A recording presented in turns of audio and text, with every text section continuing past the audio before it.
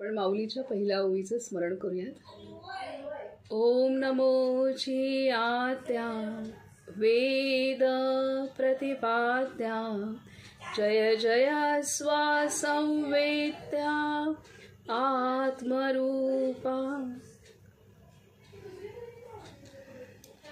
सर्वांना नमस्कार. आपण कालपर्यंत आपणाला बाबा मुक्तानंद आणि आजही आपणाला बाबा मुक्तानंद सद्गुरूंचं महात्म्यच वर्णन करत आहेत. सद्गुरूंचं महात्म्य, सद्गुरू कसे असतात त्यातले आपण रिव्हिजन काल काही मुद्दे बरेच पाहण्याचा प्रयत्न केला. त्यातून सुटलेला एक मुद्दा जो होता तो हा की सद्गुरूंना व्यवहार ज्ञान पूर्णतः असतं. हे जीवन जगतोय आपण, हे भौतिक जीवन, तर ह्यातलं पण व्यवहार ज्ञान पूर्ण असतं. तसंच ह्या विश्वाच्या नियमाचं ज्ञान की जे भगवंताने विश्वनिर्मिती केली त्यावेळेला विश्वाचे जे नियम आहेत, विश्व चालवण्याचे जे नियम आहेत ते सर्व ज्ञान सद्गुरूंना असतं आणि परमात्म ज्ञान असतं. तर हे सर्व ज्ञान असतं आणि त्यामुळे कोणतीही परिस्थिती आली साधकावरती आणि जर तो सद्गुरू स्मरणात असेल किंवा तो भगवंताच्या स्मरणात असेल तर तो साधक निर्भय राहू शकतो. एवढं सामर्थ्य त्याला प्राप्त होतं आणि कुठलीही अडचण असेल, आर्थिक असो किंवा कोणतीही असली तरीसुद्धा त्यातनं मार्ग काढण्याची शक्ती, बुद्धी ही आपणहून प्रदान केली जाते. एवढं दिशा नक्कीच मिळते. आणि आपल्यापेक्षा सुद्धा माझा वैयक्तिक अनुभव असा आहे गेल्या अनेक वर्षांचा की आपल्याला जे काही लागणार आहे पुढे आर्थिकदृष्ट्या सुद्धा, तर ती योजना पण आधीच करवलेली असते. अनेकदा असं होतं की अनेकदा काहीच आलेलं नसतं. आता माझं जो काम आहे ते माझ्याकडे कोण औषधाला आले तर माझ्याकडे आर्थिक हे होतं. कधी कधी असं असतं की कारण मी घरातनं प्रॅक्टिस करते, बरीच बाहेर फिरत असते, कधी आश्रमात कधी शिबिर असं चालू असतं. तर त्याच्यामुळे फक्त प्रॅक्टिस हा जीवनाचा हे नाही आहे, तो एक छोटासा भाग आहे, पण बाकी जीवनाचा भाग खूप मोठा आहे. तर माझा वैयक्तिक अनुभव असा आहे की अनेकदा असतं की 4-4, 5-5 दिवस मी काही केस बघितले नसते, असेही काही दिवस जातात. पण तेव्हा साधन खूप होतं, तेव्हा हा अभ्यास खूप होतो की जो आध्यात्मिक अभ्यास आहे. आणि तेव्हा आवश्यकताच नसते आर्थिकदृष्ट्या. मग काय उपयोग, किती लाखांनी कमवले आणि त्याचा उपयोगच होणार नसेल तर त्याच्यात शक्ती आणि वेळ का वाया घालवला जावा. त्यामुळे ती भगवंताचीच योजना असते की तिथे तुम्ही जे काही असंही अनुभव आहेत. त्यामुळे इथे महत्त्वाची गोष्ट ही आहे की जेव्हा सद्गुरू शरण आपण जातो, किंवा अर्थात हे प्रत्येकाने करावं असं नाही आहे किंवा हे मी करते असंही नाही आहे, हे ईश्वरी योजनेनुसार जीवनात घडत आहे. परंतु सांगण्याचा मुद्दा हे एक आहे की संसारी असो किंवा एकटे असो किंवा मुलंबाळं असो किंवा नसो, पण जो सद्गुरूंच्या चरणी आहे आणि जो प्रामाणिकपणे, निष्ठेने, आस्थेने काही करतोय तर त्याची सगळी व्यवस्था होत असते. हेच इथं सांगायचं आहे महत्त्वाचा मुद्दा. त्यानंतर आपल्याला काल सांगितलं की आपलं जे सद्गुरू तत्व आहे त्याचं पण पूर्ण ज्ञान होण्यासाठी सुद्धा माझे सद्गुरू कसे आहेत, त्यांनी कशी साधन केलं, ते कसे किंवा त्यांचं जीवन यात्रा कशी आहे, त्यांच्याकडून मी काय घेतलं पाहिजे, हे सगळं समजण्यासाठी सुद्धा गुरुकृपाच आवश्यक असते. ती असल्याशिवाय आपण परिपूर्णपणे सद्गुरूंना आपल्या समजू शकत नाही. आणि जितकं आपण समजू तितके आपण तसे होऊ, ही पण गोष्ट आहे. आणि त्याच्यासाठी सुद्धा गुरुकृपा आवश्यक आहे. त्यानंतर आपल्याला सांगितलं की सद्गुरू शक्ती आपल्याला अनुग्रहाच्या रूपामध्ये, मग ती मंत्रदीक्षा असो किंवा नामदीक्षा असतो, त्या माध्यमातनं शक्ती आपल्यामध्ये प्रवाहित करते. आणि ती जेव्हा शक्ती आपल्यामध्ये प्रवाहित होते तेव्हा सर्वात प्रथम असं असतं की आपलं मलदोष आहेत ते दूर होतात. मग ते मलदोष चित्तातले असतील, मनातले असतील, शरीरातले असतील, अहंकारातले, हे पहिले मलदोष दूर होणं ही पहिली क्रिया होते. एकच मिनिट जरा.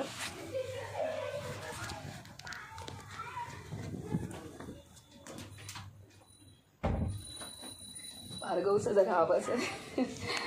तर पहिली मलदोष ही दूर होणं ही पहिली क्रिया असते आणि ते दोष दूर होत असताना खूप काही खळबळ असते. खूप काही आपण ते काल पाहिलं की काही बदल होत असतात. कारण आधी कधी कधी असं असतं की अरे हे मी अशी आहे हे आपल्याला माहीत नसतं, पण अंतरी असलेला सगळा मळ, राग, द्वेष, बेचैनी म्हणा किंवा हे सगळं बाहेर येतं, किंवा हळवेपणा बाहेर येतो, किंवा काही आर्थिक संकट येऊ शकतात, किंवा काही नातेसंबंधांचे कुठलीही असू शकतात. तर हे पहिलं ते स्वच्छ होण्याचं काम पहिल्यांदा ते होतं, आणि तेव्हा ते स्वच्छ होतं. आणि त्यावेळेला पहिली भावना ही होते की मी आत्मस्वरूप आहे आणि मी शक्ती आहे, मी ऊर्जा आहे. आणि मग स्त्री असो, पुरुष असो, लहान असो, मोठं, हे भेददृष्टी निघून जाते. पहिली ही देहभानाची भावना निघून जाते, आणि त्यामुळे स्त्री पुरुष हा भाव न राहता मी जे पण पाहते ते ईश्वराची चेतना आहे प्रत्येकाच्या आतमध्ये. ते आत्मभान पहिल्यांदा येतं, आणि त्यानंतर मग पहिला मला दोष निघून जाणार, त्यानंतर आत्मिक बुद्धीमध्ये स्थिरता येणार, आणि त्यानंतर मग आपल्या सप्तधातू, आपल्या प्रत्येक पेशी मग हाडाची, मांसाची, रक्ताची, मज्जेची, ही प्रत्येक पेशी आणि पेशीमध्ये ते चैतन्य, ती प्रत्येक पेशी चैतन्याने भरून जाणार, आणि त्यावेळेला मग पूर्णतः ऊर्जेचा प्रवाह सर्वत्र वाहणार. आणि असं करत करत, साधन करत करत करत किंवा अनुसंधान करत, त्याच मनन चिंतनात राहत राहत राहत मग तो साधकच गुरु तत्वासमान परिपूर्ण होतो. आता इतकं सामर्थ्य त्या अनुग्रहामध्ये असतं, म्हणजे तो साधक गुरु बनू शकतो. याचा अर्थ असा नाही की गुरूंच्या इतका तो होईल, तो ती होऊ, अनेक काही साधे तसे होणारे विरळे साधक असतात, परंतु इथे आपण मोठ्या अर्थाने हा घेऊ शकतो की सद्गुरू हे सद्गुरू आहेत आणि शिष्य हा शिष्य आहे. पण सद्गुरू आपल्या शिष्याला असे परिपूर्ण बनवतात की तो स्वावलंबी बनतो. जसे आपले सद्गुरू स्वावलंबी आहेत आणि ते प्रत्येकाच्या अंतरीची ज्योत प्रकाशित करतात, त्याप्रमाणे आपण स्वावलंबी होऊ शकतो. आपण आपल्या अंतरी असलेल्या, आपल्या अंतरी जे गुरुतत्व आहे, आत्मरूपाने वास केलेलं आहे, ते गुरुतत्व आपल्या अंतरी जागृत होतं. त्यामुळे आपल्याला आपल्या प्रश्नांसाठी वणवण करत कुठे भटकावं लागत नाही, तर आपल्याच अंतरी आपणाला आपल्या प्रत्येक गोष्टीचा मार्ग दाखवणारं आत्मतत्व सुद्धा, जे गुरुतत्व आहे, ते पूर्णतः पूर्ण रूपाने आपल्याच अंतरी विकसित होतं. ही मोठी गोष्ट आहे आणि ही समजण्याची गोष्ट आहे. आपल्याच अंतरी सर्व आहे. ह्या अवस्थेला तो सद्गुरू आपल्या साधकाला घेऊन येतो. हा मोठा एवढा अर्थ आहे. आता त्यानंतर आपणाला सांगितलेलं आहे की अनुग्रहाच्या रूपात जी शक्ती संक्रमित केली जाते, ती पूर्ण सद्गुरू शक्तीने, त्या महान विभूतीने आत्तापर्यंत जे प्राप्त केलेलं आहे, ती सर्व शक्ती तो अनुग्रहाच्या रूपाने प्रत्येक साधकामध्ये संक्रमित करतो. आणि ती शक्ती मग आपल्या आतमध्ये पेशीत जाते, मनात जाते, हृदयाच्या भावनात जाते, स्मृतीत जाते, अहंकार, ती सगळं काही स्वच्छ करायला ती लागते. त्यामुळे जे म्हणजे ती काही बघत नाही की स्त्री आहे की पुरुष आहे, किंवा हा पापी आहे की पुण्यात्मा आहे, काही असलं तरी सुद्धा ती शक्ती त्या साधकाच्या अंतरंगात एकरूप होऊन त्या साधकाला शुद्ध करते. त्यामुळे सद्गुरू सारखं कुठलंही सर्वश्रेष्ठ नातं असू शकत नाही. तेच आई वडील, तेच बंधू सखा, तेच सर्व काही. आणि त्यामुळे इथे सांगतायत की बाबा मुक्तानंदांची माझं जीवन, माझं झोप, माझं जेवण, माझी आराधना, माझं सर्व काही नित्यानंद आहेत. आणि जे काही माझ्या आतमध्ये प्राण येतोय तो नित्यानंद आहे, आणि जे माझ्या आतनं बाहेर जात आहे म्हणजे अशुद्धी, ती मुक्तानंद आहे, ती माझी आहे, ती असं ह्या पद्धतीने आपण कालपर्यंत आलो होतो. आता आपण पुढचं अजून सूक्ष्मात सांगितलेलं आहे ते आपण वाचन करूयात.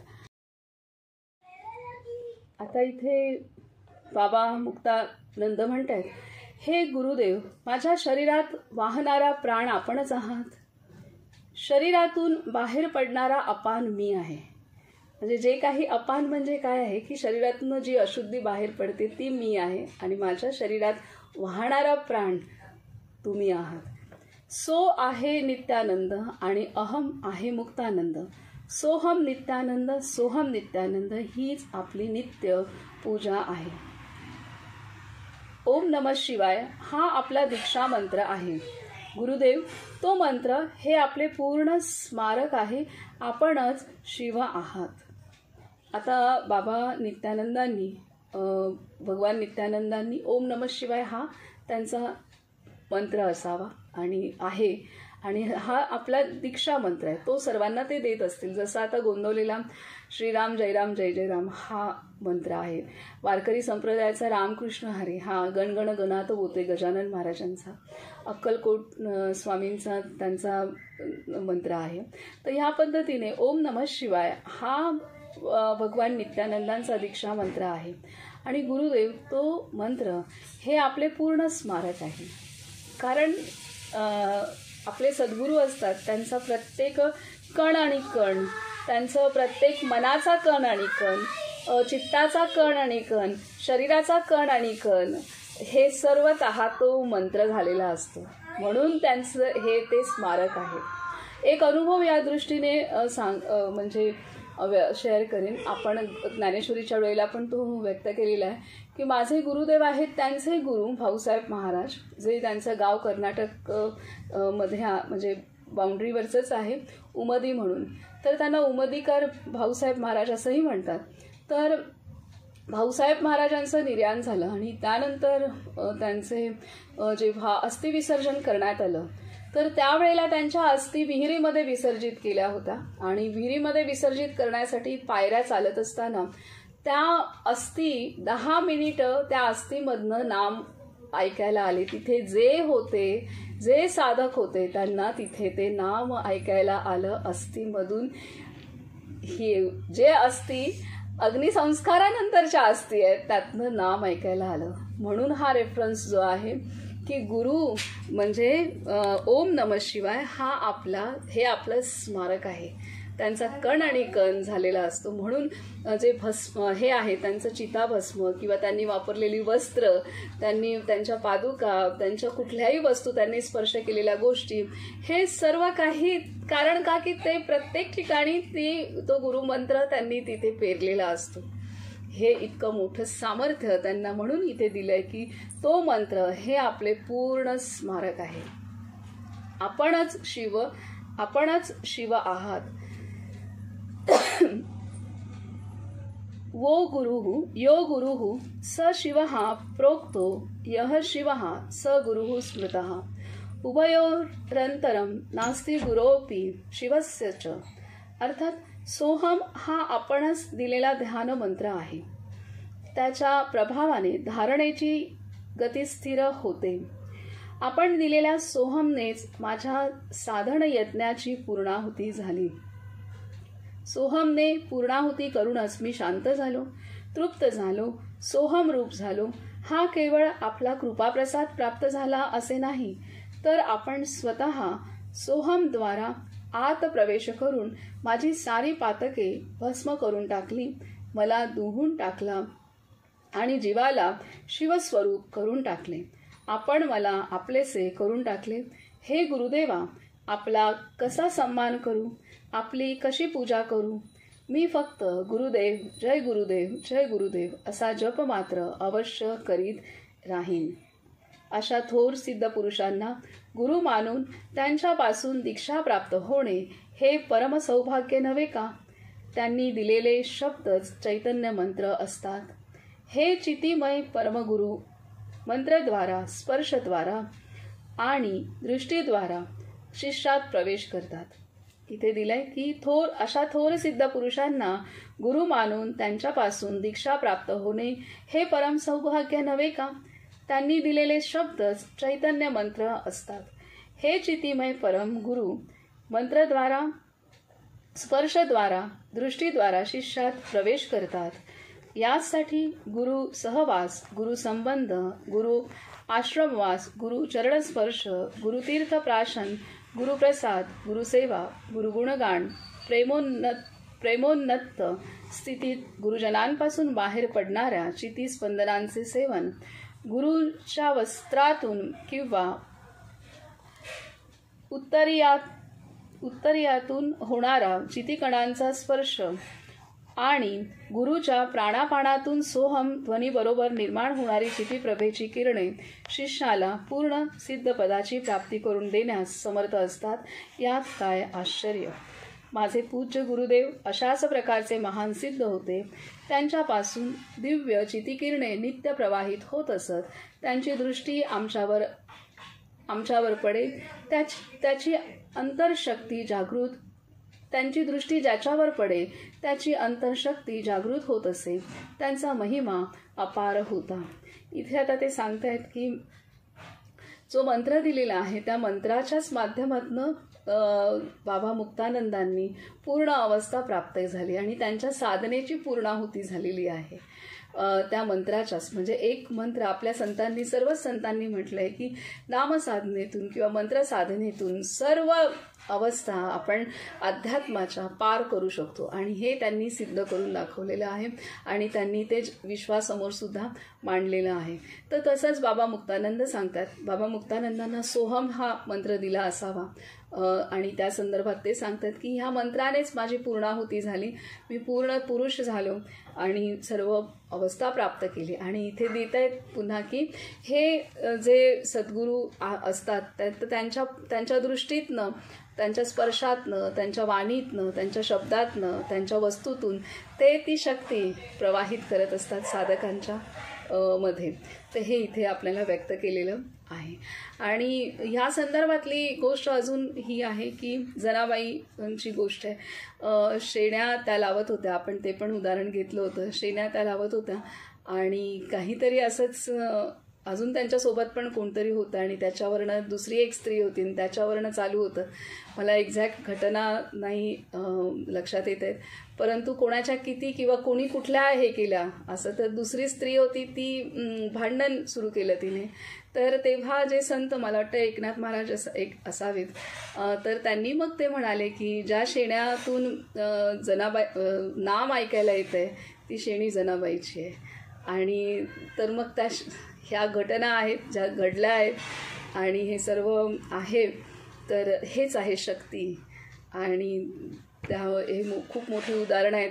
आता ते त्या श्रेणीमध्ये जर पाहायला गेलं तर ते फारच स्थूल गोष्ट आहे. तिथे सुद्धा ते त्याच्यात पण ते ऐकायला येतं आहे कानाला लावल्यानंतर, म्हणजे किती ऊर्जा आहे. आणि असे मंत्र म्हणजे आपल्याला ते शब्द जरी दिसत असेल तरी ते त्यामध्ये तेवढी ऊर्जा घालून दिलेली असते. आपल्यावरती आहे की आपण किती भावपूर्ण रीतीने ते साधन घेतोय किंवा भावपूर्ण रीतीने समजतोय की मला काय मिळालेलं आहे.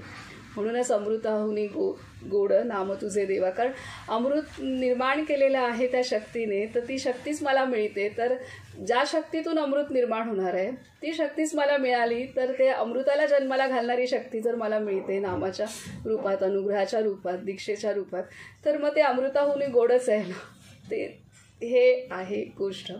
तर आता पुढे म्हणतात, पुढे सांगतायत की अशा रीतीने मग गुरुचे प्रत्येक दृष्टीवृत्ती, त्याचं सगळं काही शिष्यामध्ये त्याचा फोटो पाहिला काय, त्याचा स्पर्श आहे, त्याची वाणी आहे, हे सर्व काही शिष्यामधल्या आंतरिक शक्ती जागरण करायला मदत करते. किती गळलेलं असू तरीसुद्धा ते जागरण आपलं होतं.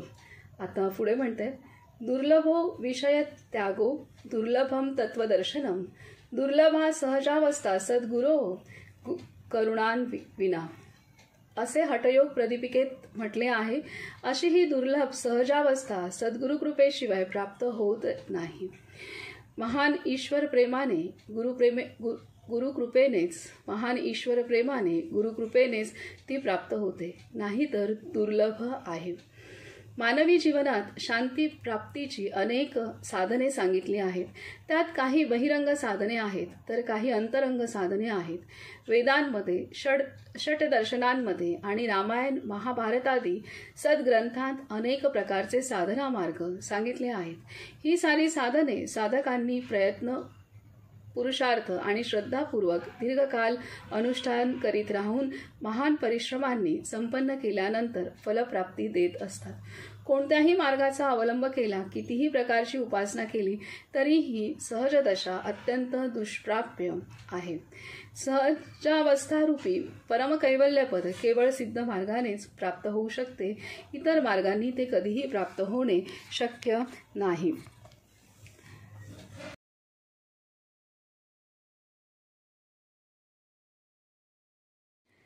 नाना मार्गेस्तु दुष्प्राप्यम कैवल्यम परमं पदम सिद्धी मार्गेण लभते नान्यथा पद्मसंभवः.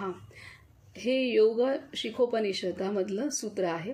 ते सांगतात की हे स्थान आपल्याला आपले परमपिता श्री गुरु दीक्षाद्वारा प्राप्त करून देतात.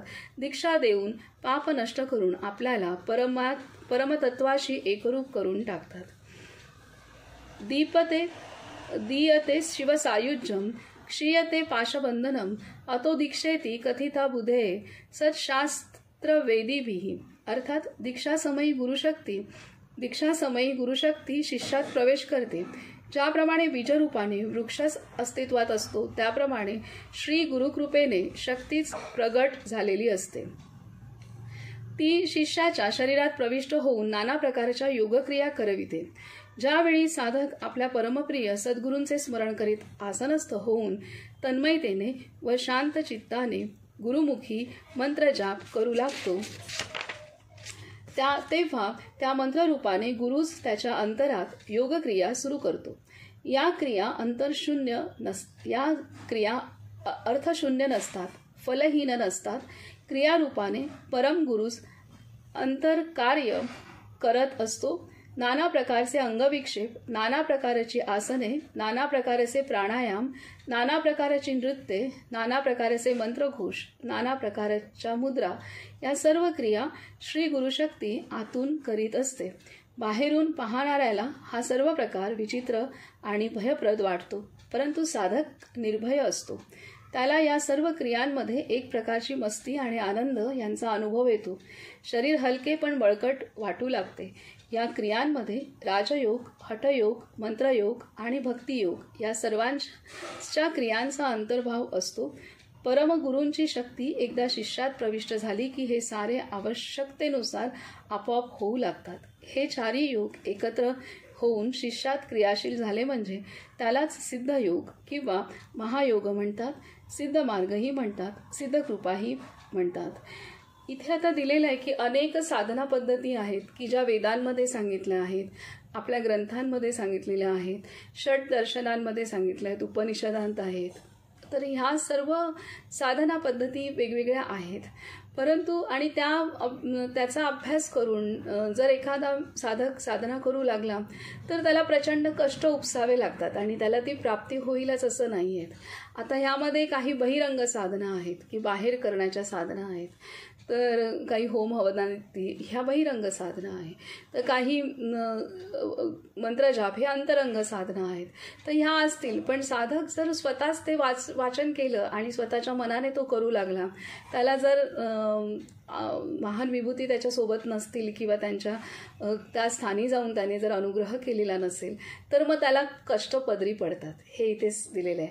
ह्याच्यासाठी आपण आपल्या गुरूंच्या स्थानी जाऊन आपण रीतसर त्यांचे होऊन झालो तर आपणाला त्या परंपरेशी आपण जोडले जातो आणि मग ते आपल्याला जसं आपल्याला आपल्या वडिलांचं नाव असतं तर काही मुलगा किंवा मुलगी कशी असली काही असला तरी त्याचा सांभाळ करणं हे त्या म्हणजे आपल्याला देह देणारा माता पिता पण सोडत नाहीत मुलांना, कारण ती जबाबदारी असते. तर हे जन्मोजन्माचे आपणाला आपल्या खऱ्या स्वरूपाशी ओळख करून देणारे आणि तिथे तसं बनवण्याची सेवा घेतलेले गुरु असतात. सद्गुरू म्हणजे काय, दुसरं तिसरं म्हणजे जसे आपले शरीर देहधारी माता पिता आहेत की आपल्या शिष्याचं कसं लालन, देहधारी माता पिता आपल्याला जन्म देतात, त्याला शिक्षण देतात आणि तो कसा पायी उभा राहील आणि सर्व पायावर व्यवस्थित उभा राहून कसा संसार करेल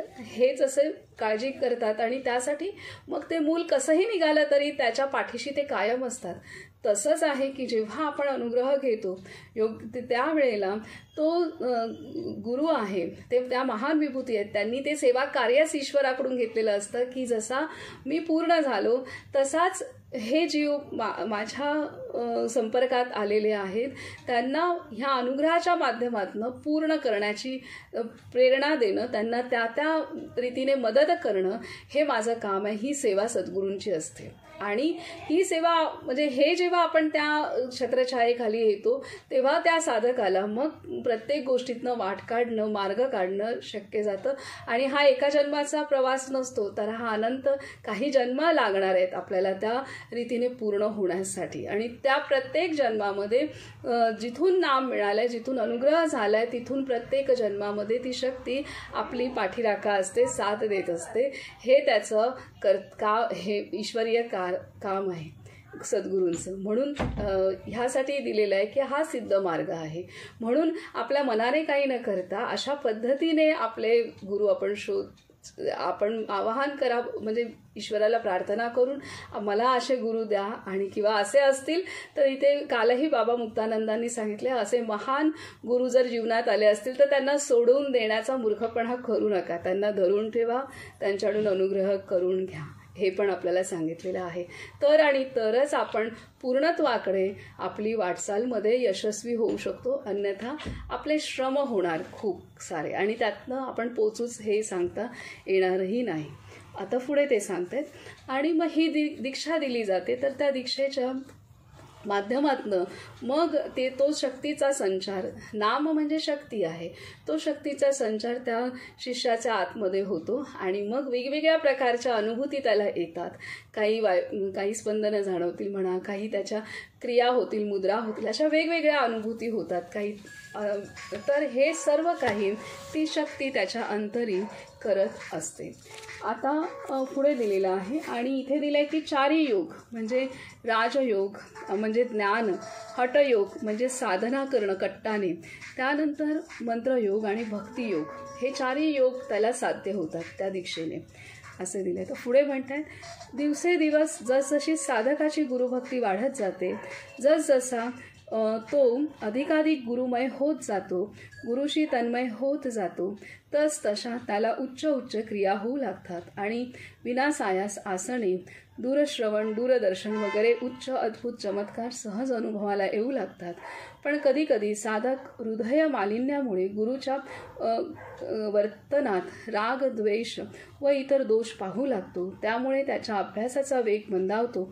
मग तो विचार करू लागतो, बाबाजी आता मला पहिल्यासारख्या क्रिया का होत नाहीत? मी म्हणतो होतील, अवश्य होतील, प्रथम स्वतःला सुधारा. आता ह्या गुरुने अनुग्रह दिल्यानंतर त्याच्या शिष्याच्या आतमध्ये शक्तीचं जागरण होतं. वेगवेगळ्या त्याला अनुभूती येऊ लागतात. त्याची शारीरिक, मानसिक, बौद्धिक क्षमता वाढत जाते. ह्या सर्व गोष्टी होतात. आणि जसजसा ह्या अनुभूती आल्यामुळे तो गुरुच्या जवळजवळ जातो किंवा साधनेच्या जवळजवळ जातो. आणि तसा जवळजवळ गेल्यामुळे त्याला बऱ्याच अनुभूती अजून उच्च उच्च येऊ लागतात की त्याला बऱ्याच गोष्टी समजू लागतात, दिसू लागतात, कळू लागतात. ह्या सर्व गोष्टी आहेत. तर हे सर्व होतं आणि अशी त्याची प्रगती होत असते.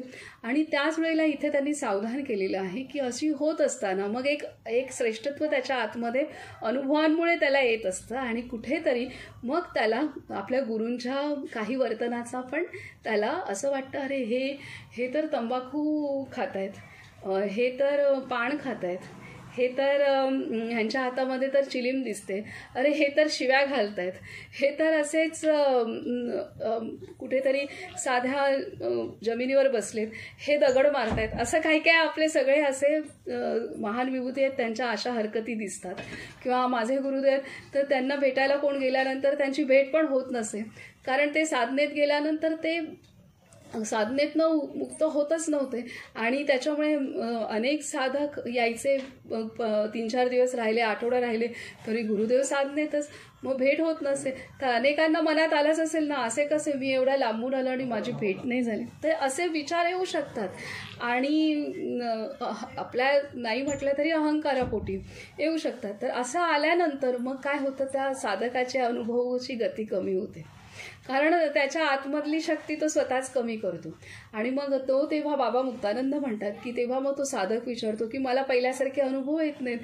आपल्या गुरूंना कळत असते ह्याचे भाव आता थोडेसे जरा बदललेले आहेत, त्याच्यामुळे तो स्वतःचं नुकसान करत आहे, तर तो मग ते सांगतात तू जरा सुधार.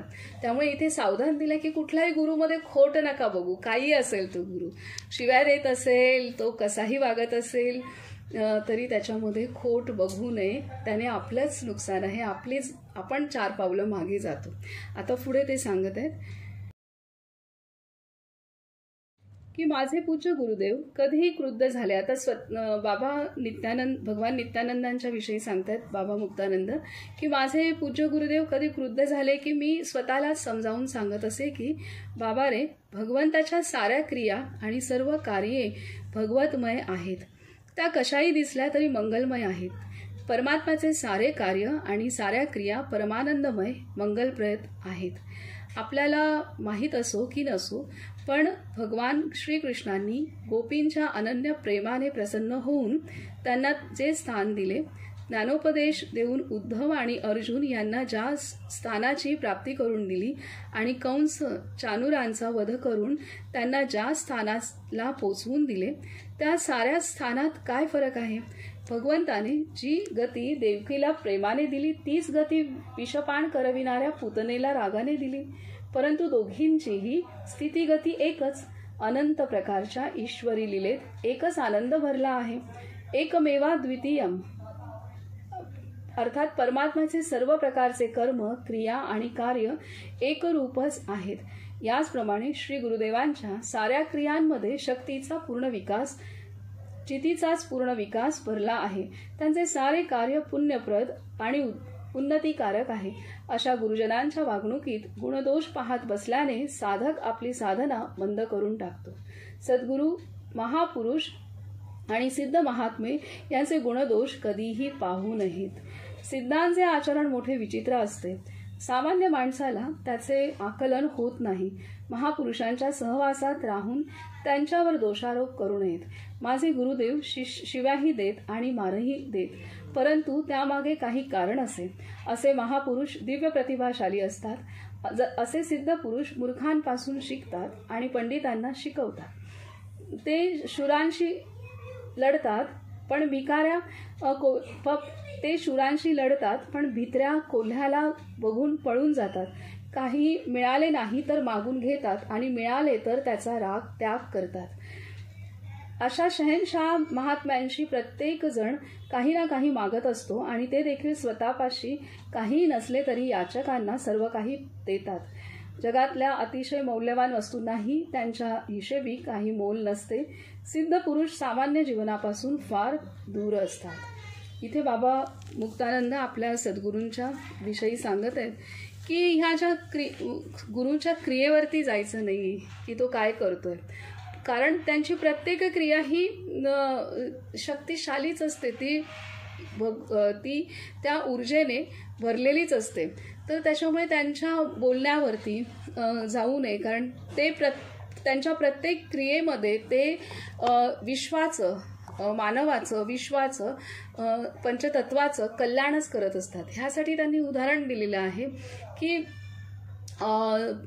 कृष्णाने देवकीला जी गती दिली किंवा ज्या गोपिकांना गती दिली तीच पूतनाला पण विषपान करणाऱ्या पूतनाला ती रागाने ती गती दिली. तर ह्या पद्धतीने कोणाला रागाने दिली, कोणाला प्रेमाने दिली, पण जी गती गोपिकांना मिळालेली आहे मुक्तीची तीच गती किंवा परमानंदाची किंवा प्रेमाची तीच गती ह्या पूतनेला सुद्धा मिळालेली आहे. आपल्याला दिसताना फक्त दिसतंय की त्याने तिचा वध केला किंवा त्याने ते विष प्राशन करत करत एवढा तो स्तनपान केला की तिचा जीव गेला त्याच्यामध्ये. तर हे आपल्याला दिसताना ते दिसतंय किंवा त्याने वध केला किंवा काय, किंवा इथे तो प्रेम बरसतोय, इथे तो वध करतोय. ह्या वेगवेगळ्या क्रिया आहेत, परंतु ह्या वेगवेगळ्या क्रियातून त्याने समोरच्या जीवाचा उद्धारच केलेला आहे, त्यांना पूर्णत्वच प्राप्त करून दिलेले आहे. हे इथे दिले. त्याच्यामुळे हे जे सिद्ध महात्मे असतात त्यांच्या सहवासात गेल्यानंतर कधी कधी ते कानाखाली पण मारतात, काही साधकांना दगड फेकतात, हे सर्व करतात. आणि त्यांचं असं करणं सुद्धा समोरच्या साधकाच्या आत्मजागृतीच्यासाठी किंवा त्याच्या आतमधली शक्ती जागरण करण्यासाठी मदतच करत असतं. ह्या संदर्भातली एक गोष्ट आहे, बाबा नित्यानंदांशी संबंधित आहे, की श्री एम म्हणून आहेत की जे साऊथमधले खूप मोठे महान तपस्वी आहेत, खूप मोठे. तर श्री एम ही त्यांचे यूट्यूबवरती प्रचंड मोठे हे आहेत. आणि वयाच्या 19व्या वर्षी त्यांनी घर सोडलं आणि 3.5 वर्ष ते हिमालयात बद्रीनाथला त्यांचे गुरु महेंद्रनाथ बाबा, त्यांच्या बाबाजींच्या सहवासात त्यांनी पूर्ण अध्ययन केलं, पूर्ण अनुभूती घेतलेल्या आहेत. आणि त्यांना वयाच्या 9व्या वर्षीच केरळमधल्या केरळ राज्यातलं शेवटचं गाव आहे त्यांचं. आणि तिथे अंगणामध्ये नारळाच्या झाडाच्या खाली त्यांना त्यांचे सद्गुरू दिसले.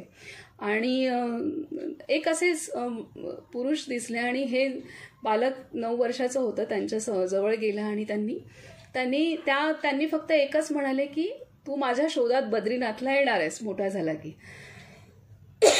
तेव्हा श्री एम 9 वर्षाचेच होते. आणि तू माझ्या शोधात बद्रीनाथला येणार आहेस मोठा झालास की.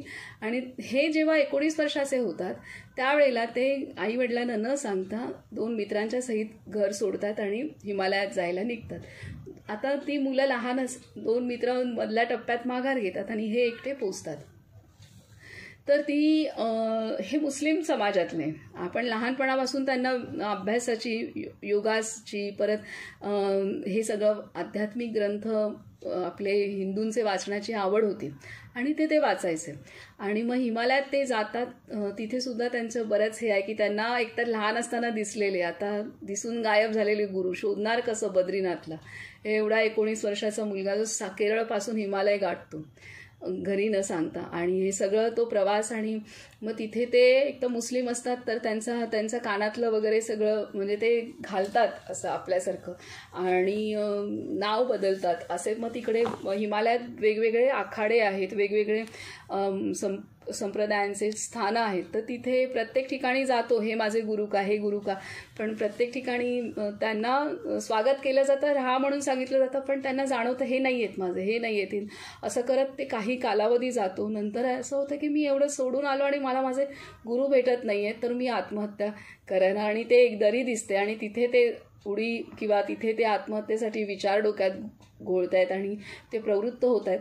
त्याच वेळेला त्यांना मागून आवाज येतो त्यांच्या गुरूंचा, बाबाजींचा. बाबाजी महेंद्रनाथ त्यांना गुहेमध्ये त्यांच्या घेऊन जातात आणि पुढे मग 3.5 वर्ष त्यांच्या सहवासात राहतात.